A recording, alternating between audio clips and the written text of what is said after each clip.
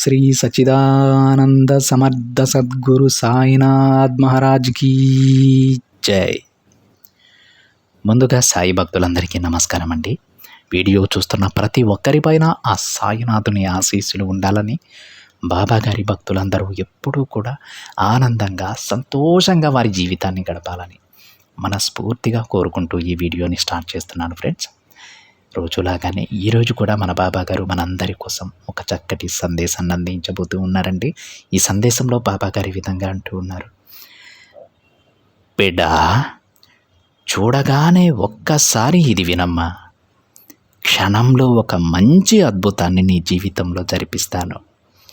విను బిడ్డ, ఈ అవకాశాన్ని అస్సలు వదులుకోవద్దు తల్లి అని బాబాగారు అంటూ ఉన్నారండి. ఈ సందేశం మీ కంటబడిన వెంటనే వినాలని బాబాగారు తన బిడ్డలకు చెబుతూ ఉన్నారు. విన్న క్షణంలోనే ఒక అద్భుతాన్ని మీ జీవితంలో జరిపిస్తానని బాబాగారు తన బిడ్డలకు చెబుతూ ఉన్నారండి. ఇక ఆలస్యం చేయకుండా బాబాగారు తన బిడ్డలకు ఏం చెప్పబోతూ ఉన్నారు ఆ తండ్రి మాటలలోనే విందామండి. బాబాగారి విధంగా అంటూ ఉన్నారు, బిడ్డ నువ్వు నా దగ్గరకు వచ్చి, బాబా నా జీవితంలో కూడా ఒక అద్భుతాన్ని జరిపించండి, మీ దర్శన భాగ్యాన్ని నాకు కలిగించండి అని అడుగుతూ ఉన్నావు కదా.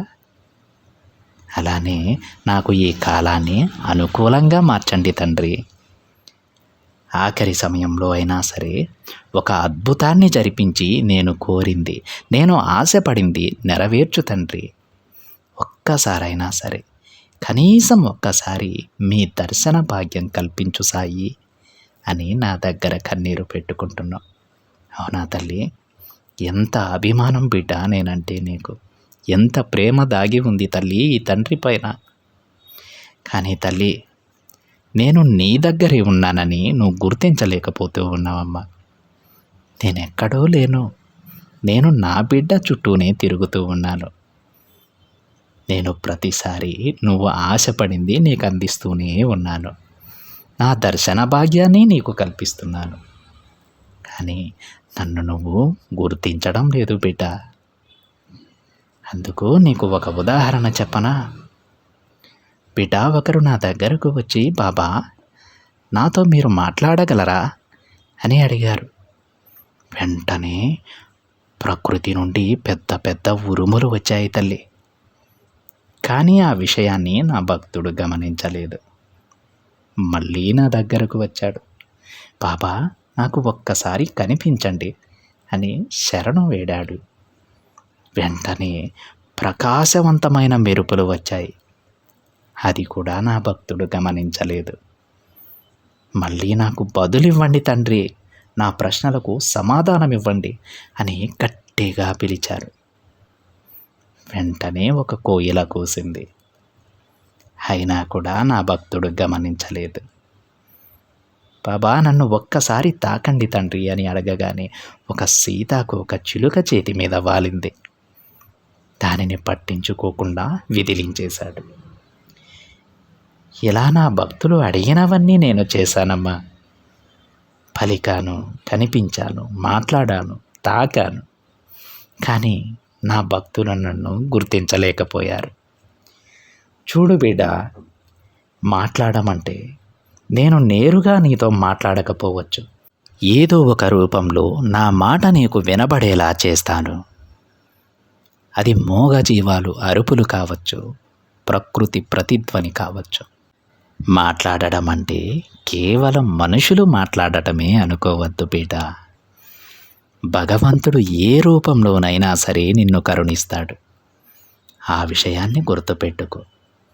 నువ్వు అడిగినవన్నీ నేను చేస్తూనే ఉన్నానమ్మా, కానీ నువ్వే గుర్తించడం లేదు.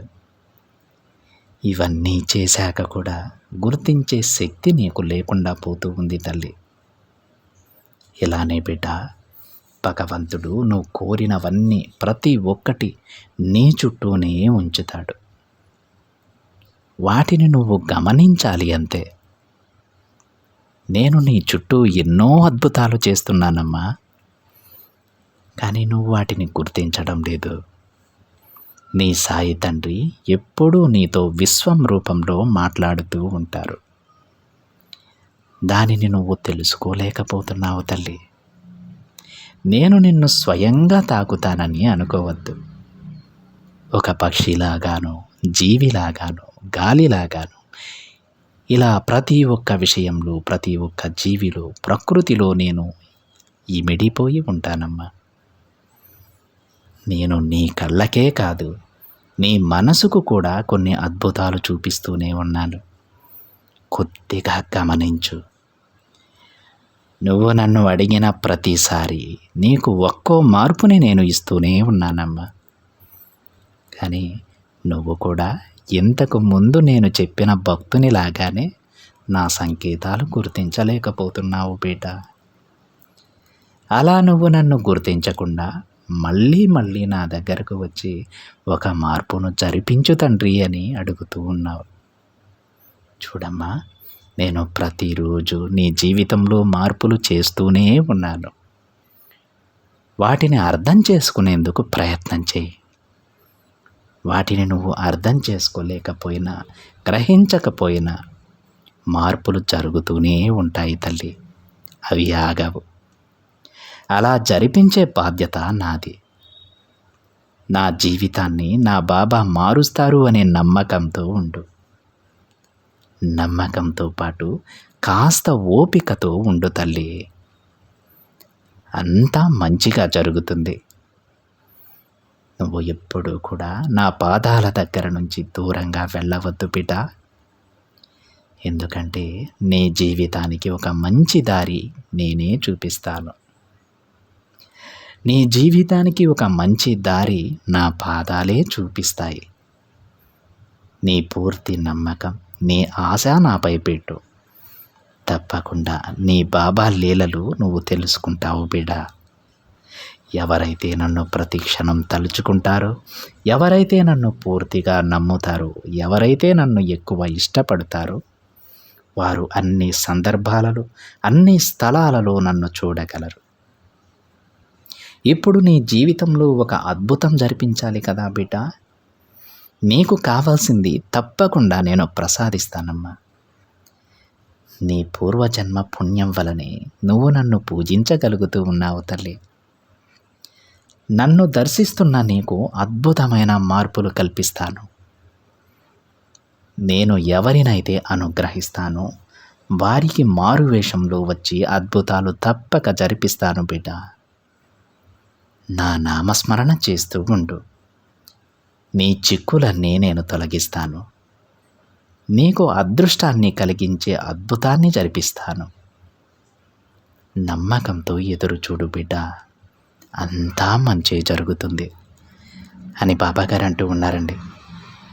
బాబాగారు ఈరోజు తన బిడ్డలకు చెబుతూ ఉన్నారు, బిడ్డ నువ్వు ఎప్పుడు నన్ను పిలిచినా, ఎప్పుడు నీ మాటలు నాకు వినాలనుంది తండ్రి అని అరిచినా సరే నేను ప్రతి సందర్భంలో నువ్వు కోరినవన్నీ నేను చేస్తూనే ఉన్నానమ్మా. కానీ దురదృష్టవశాత్తు నా బిడ్డ నన్ను చూడలేకపోతూ ఉంది. నేను జరిపించేటువంటి అద్భుతాలను గ్రహించలేకపోతూ ఉంది తల్లి. ఈ రోజు నుంచైనా సరే బాబా ఏ విధంగా వస్తారు, ఎలా మాట్లాడుతారు, ఎలా తన అనుగ్రహాన్ని ప్రసాదిస్తారు తెలుసుకునేందుకు ప్రయత్నం చేయి. అప్పుడు నీకు అర్థమవుతుంది నా బాబా ఎక్కడో లేరు, నా చుట్టూనే తిరుగుతున్నారని అని బాబాగారు తన బిడ్డలకు చెబుతూ ఉన్నారు. అదేవిధంగా బాబాగారు ఏమంటారంటే, బాబా మీరు నాతో మాట్లాడండి అంటే ఒక మనిషిలాగా బాబా మాట్లాడరు. ఆ మనిషి మాట కోసం మనం ఎదురు చూడకూడదు. బాబాగారు ఈ ప్రపంచంలో ప్రతి వస్తువులో, ప్రతి చిన్న జీవిలో కూడా ఇమిడిపోయి ఉంటారు. బాబాగారు ఏ విధంగా అయినా సరే మనల్ని అనుగ్రహించవచ్చు. ప్రకృతి ద్వారా మనతో మాట్లాడవచ్చు, మూగజీవుల ద్వారా మనల్ని పలకరించవచ్చు, చల్లటి గాలి ద్వారా మనల్ని స్పర్శించవచ్చు కూడా. అంటే మనం కోరిన ప్రతి కోరికను బాబాగారు నెరవేరుస్తారు. కాకపోతే అది మనం ఎలా చూస్తున్నామో అలానే రాకపోవచ్చు. వేరు విధంగా వచ్చినా మనం దాన్ని గ్రహించగలగాలి. అప్పుడు ఆ తండ్రి లీలలు ప్రతి బిడ్డకి అర్థమవుతాయని బాబాగారి మాటలలో అంతరార్థం అండి. దీనిని బట్టి ప్రతి బిడ్డకి అర్థమవ్వాలి. అందరూ సంతోషంగా ఉండాలి. ఎందుకంటే మనం బాబాగారికి దూరంగా లేం. అదేవిధంగా బాబాగారు మనకు దూరంగా లేరు. ఆ తండ్రి మన చుట్టూనే ఉన్నారు. మనకి ఒక కాపలాగా ఉన్నారు, ఒక రక్షణ కవచంలా ఉన్నారు. ఇప్పుడు మన పక్కనే ఉన్నారు, ఎప్పటికీ కూడా మన పక్కనే ఉంటారు. ఆ తండ్రి ఎప్పుడూ కూడా తన బిడ్డలను వదలరండి. ఈ విషయాన్ని గుర్తుపెట్టుకోండి. బాబాగారి పైన పూర్తి విశ్వాసంగా ఉండండి. కాస్త ఓపికతో ఉండండి. మీరు కోరిన ప్రతి కోరిక నెరవేరిపోతుంది. ఇది ఫ్రెండ్స్ ఈరోజు బాబాగారి సందేశం కనుక మీకు నచ్చినట్లయితే ఒక చిన్న లైక్ చేయండి ఫ్రెండ్స్. మరింత మంది మన బాబాగారి బిడ్డలకైతే ఈ సందేశాన్ని షేర్ చేయండి. మొదటిసారిగా ఛానల్ని చూస్తున్న వాళ్ళైతే తప్పకుండా సబ్స్క్రైబ్ చేసుకుని పక్కనే ఉన్న బెల్ ఐకాన్ని యాక్టివేట్ చేయండి. మరొక బాబాగారి సందేశంతో మరొక వీడియోలో కలుద్దాం. అంతవరకు ఓం సాయిరామ్.